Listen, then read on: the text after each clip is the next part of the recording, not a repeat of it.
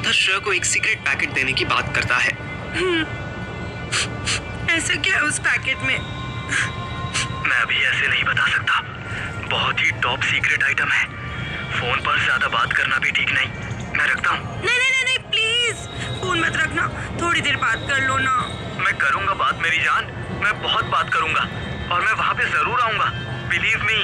और मैं जो भी कर रहा हूँ ना, वो सब तुम्हारे लिए ही कर रहा हूँ।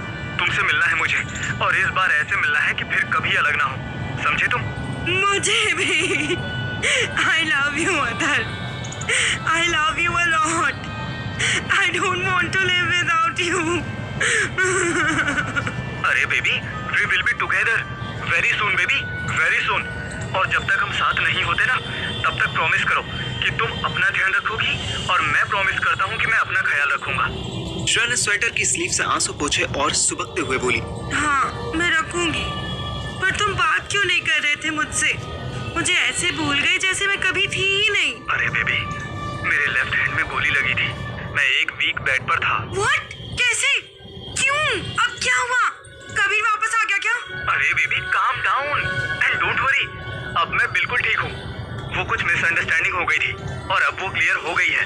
पर तुम इतना जान लो कि जब मैं बहुत पेन में था ना, तब भी मुझे सिर्फ और सिर्फ तुम्हारी ही याद आ रही थी। श्रेया के आंसू फिर गिरने को हुए। अच्छा सुनो, अब मुझे रखना होगा, मैं फिर से कॉल करूंगा, ठीक है? तुम अपना ध्यान रखो, और हाँ, विस्की छोड़ दो प्लीज, बाय। 1 मिनट रुको तो। अथर कॉल काट चुका था। वो जलंधर जिस इम्पोर्टेंट काम से आया था, वो यही काम था। मेरे बाप ने उसे लंदन में एक पार्सल भेजने के लिए कहा था। अथर ने जानबूझकर ये कॉल किया था। ऐसा नहीं था कि उसके अंदर श्रेया को लेकर इमोशंस नहीं थे, या वो उससे प्यार नहीं करता था। इनफैक्ट अथर तो अब पहले से भी ज्यादा डिवोटेड हो चुका था। बस अब फर्क ये आ गया था कि अब अथर के लिए मिशन, उसके ऑर्डर्स और उसका देश ज्यादा इंपॉर्टेंट बन गया था। वो चंडीगढ़ जाकर श्वेता से मिला, और बहुत अच्छे से मिला। दोनों ने सारी स्ट्रेंथ लगा दी और पलंग तोड़ दिया। लेकिन अथर ने वो काम भी इस मकसद से किया कि उसे श्वेता की आगे जरूरत थी। श्वेता उसका डायवर्जन थी। जो लोग अथर के पीछे लगे हुए थे, वो अथर की हर एक्टिविटी वॉच करने की कोशिश में थे। श्वेता को अपनी शील्ड बनाकर अथर जलंधर ले गया, और वहीं से श्रेया को फोन किया। अब श्वेता और रवि का मिलना जरूरी था। उसके बाद ही अथर गुंजन मामा के घर के लिए निकल सकता था। अभी बहुत सारे सस्पेंस बाकी थे। इधर श्रेया अपने आंसू पोंछने के बाद फिर पानी ढूंढने लगी। उसे अथर की बात माननी थी, उसे अब विस्की छोड़नी थी। उसको पानी पीना था, पर सारा पानी तो पहले ही खत्म हो चुका था। रूम में मोंटी भी नहीं था, वरना श्रेया उससे मंगवा लेती। सॉरी अथर, पानी तो फिनिश हो गया, पर मुझे प्यास लगी है। एक लास्ट ड्रिंक पी लूं प्लीज? श्रेया अपने मोबाइल की तरफ देखकर परमिशन ले रही थी। Thank you so much, you are such a darling, love you. Shreya ने एक झटके में नया पैक खत्म किया और जोर से ग्लास रखा। रोटी और बेड की तरफ चल दी। लंदन आने के बाद आज पहली बार वो इतनी स्माइल कर रही थी। कह दो ना, यू आर माय सोनिया। उधर श्रेया विस्की पीने के बाद सोने जा रही थी, और इधर अथर पूरी रात का जागा चाय पीकर होश में रहने की कोशिश कर रहा था। श्वेता उसके साथ ही खड़ी थी।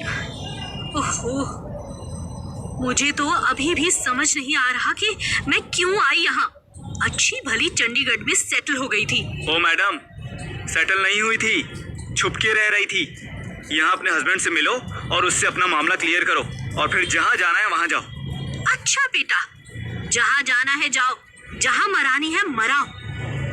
ऐसी टोन हो गई है तेरी। कल रात मजा नहीं आया क्या तुझे? अथर को चाय हल्की कड़वी लग रही थी।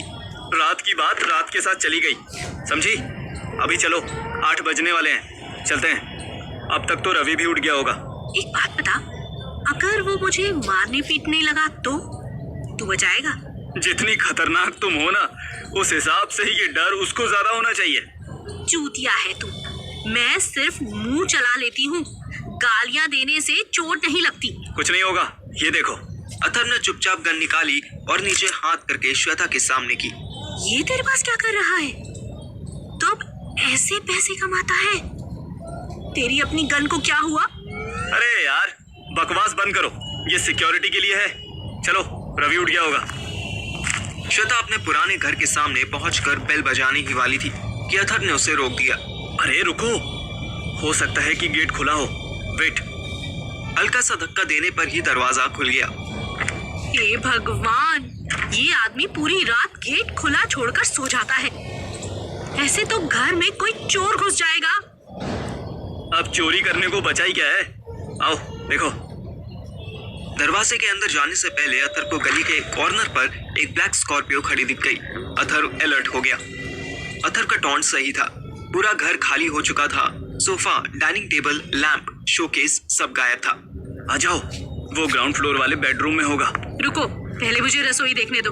श्वेता सीधे किचन में गई। वहाँ हर तरफ धूल जमी हुई थी। सिंक में जूते बर्तन तभी से रखे हुए थे जब से वो घर छोड़कर गई थी।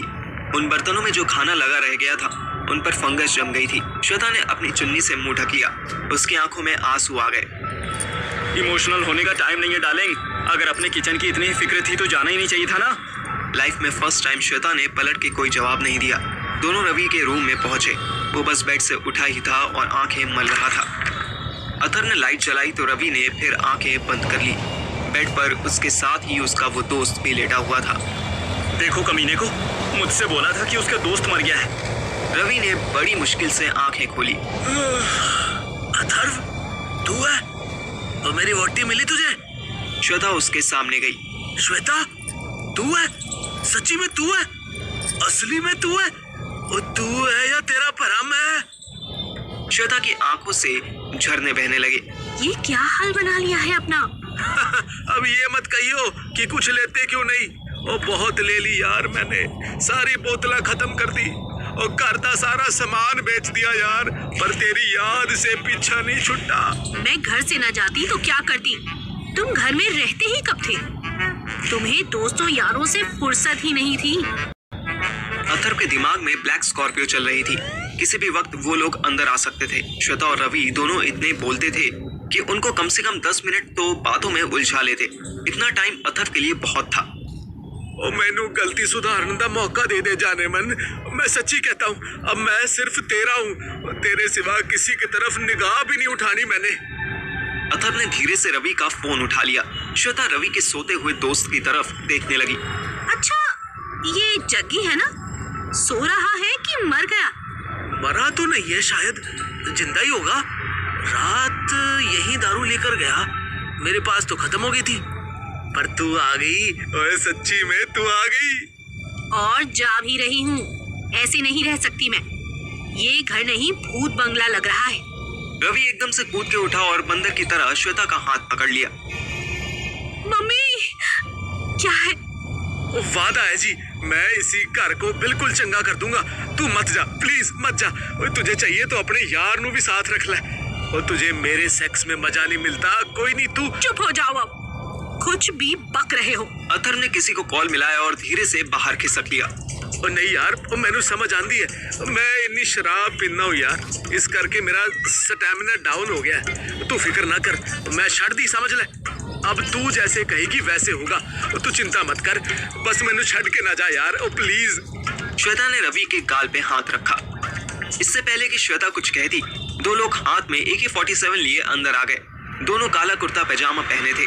दोनों के सर पे काला कपड़ा बंधा था। श्वेता इतनी जोर से चिल्लाई कि रवि डर के वापस बेड पे बैठ गया। दोनों आदमी बिना कुछ बोले रूम में घुसे और यहाँ वहाँ देखने लगे।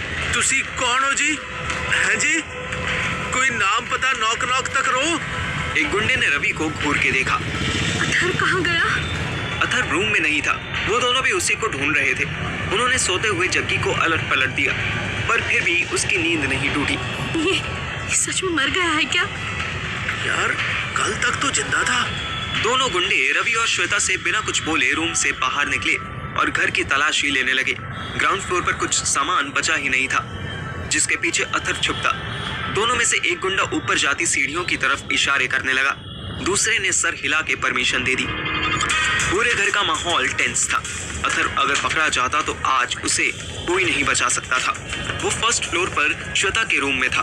अथर्व ने रूम का दरवाजा हल्का सा खोलकर बाहर झांक कर देखा, पर काले कपड़े वाले गुंडे ने उसे देखते हुए देख लिया।